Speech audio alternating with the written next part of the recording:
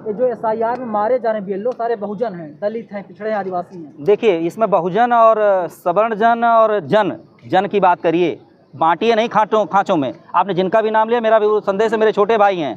इस देश को जन में मत बांटिए, इस देश को मानव का रहने दीजिए, मानव का देश है और उसी दायरे में रहिए। जब आप दलित बांट देंगे, अपर कास्ट बांट देंगे, OBC बांट देंगे, किसान बांट देंगे, तो बंट जाएंगे और अमित शाह राज करते रहेंगे। चुने हुए सांसद है, वो भी तो आंकड़ा एकदम चुने हुए सांसद हैं, उनका स्वागत है, मगर इस समय सबकी बात करें। सब मर रहे हैं, किसी का टाइटल सिंह है, किसी का टाइटल गंगवार है, किसी का टाइटल कुछ भी है। इसको बहुजन नहीं, सर्वजन की बात करें। सब मर रहे हैं, सब पीड़ित हैं और सबकी मंशा और इच्छा है कि चुनाव आयोग ने जो इतना कम समय दिया है, इसके वजह से ये मन में भावना आती है कि चुनाव आयोग की मंशा ठीक नहीं है, उनकी नीयत साफ नहीं है। सरकार बहस के लिए तो तैयार हो गई है। 9 तारीख को जो SIR है उस पर भी बहस होगी संसद में। संसद में बहस होगी, बहुत अच्छी बात है। मैं तो 229 सांसद जो हैं और उनमें खासकर जो 50-55 ऐसे सांसद हैं जो पहली बार सांसद बने, मैं उनसे अपील करना चाहूँगा, क्या भैया ये खाना खा करके डकार मारने के लिए गए हो क्या सांसद? अमित शाह जी को घेरो सदन के अंदर। सदन में कोई गृह मंत्री नहीं होता। जिस दिन 50 सांसद घेर लेंगे ना अमित शाह को, पसीना छूट जाएगा अमित शाह को, उसी दिन उनका थोड़ा एटीट्यूड नीचे हो जाएगा। मैं इस तेवर का नेता हूँ। संसद के अंदर सब सांसद हैं। क्या ये सांसदों की नैतिक जिम्मेदारी नहीं है कि जो लोग मर रहे हैं इनका रिस्पॉन्सिबल कौन है?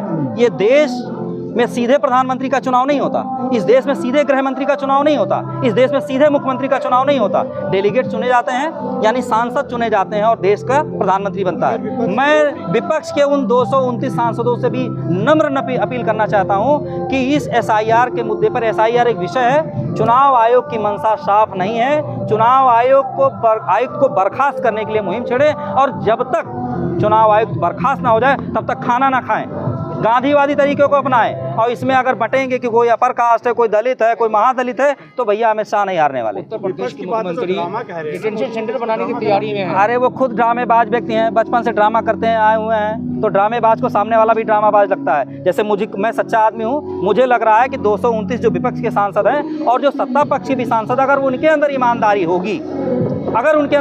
होगी, तो चुनाव आयुक्त ज्ञानेश कुमार बर्खास्त होंगे और कल को इनके ऊपर खतरे का भी मुकदमा चलेगा। तो आपकी एक भी बात हर बार कहते हैं। अरे भाई, वो मेरी बात क्यों सुनेंगे? हम तो एक आम कॉमन आदमी हैं, मगर संसद की तो सुनेंगे, सुप्रीम कोर्ट की तो सुनेंगे और इनसे ऊपर महामहिम राष्ट्रपति की भी तो सुनेंगे। तो हम लोग भैया देखो, जिसको अपने बच्चों का भविष्य सेटल करने की जिम्मेदारी आ जाती है ना, वो किसी की नहीं सुनता है। ज्ञानेश कुमार जी को अपने बच्चों का भविष्य सेटल करना है, तो किसकी सुनेंगे? आपको क्या लग रहा है ज्ञानेश कुमार के ऊपर दबाव है क्या? ज्ञानेश कुमार जी को जल्द से जल्द इस देश की महामहिम राष्ट्रपति जी से हम लोग अपील करने आए हैं कि जल्द से जल्द ज्ञानेश कुमार जी को बर्खास्त करें। उनके रहते हुए चुनाव आयुक्त और चुनाव आयोग की शाख निरंतर गिरती जा रही है। अगर मेरी भावना को आप नफरत की तरफ ले जा रहे हैं तो इसका मतलब आपकी पढ़ाई में कोई कमी है। मेरी ये भावना है, नफरत नहीं, और ये आक्रोश है। अभी आप कुछ कह रहे थे मीडिया में इंटरव्यू के दौरान कि ज्ञानेश कुमार को जहाँ देखे चुनाव को जहाँ देखे दबोच ले, यदि वो 5 है तो आप 50 आदमी से घेर ले, क्या मतलब क्या देखना? ज्ञानेश दबोचने से मतलब ये होता है जब कोई आदमी गलत करते हुए थेथर हो जाए।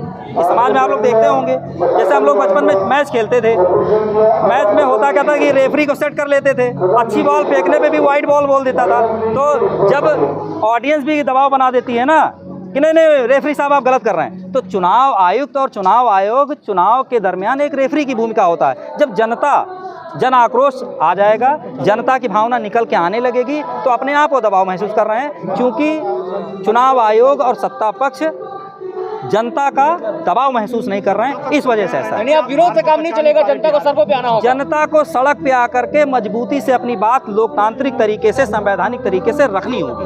जो बांग्लादेश और नेपाल में हुआ वही होना। नहीं, बांग्लादेश, नेपाल, भूटान, भारत कभी नहीं होगा, और ना मैं इसके पक्ष में हूँ। जो लोग प्रवोक कर रहे हैं मैं उनका विरोध भी करता हूँ। ये भारत है, ठीक है, उनको कहने दीजिए, नहीं उतरेगा।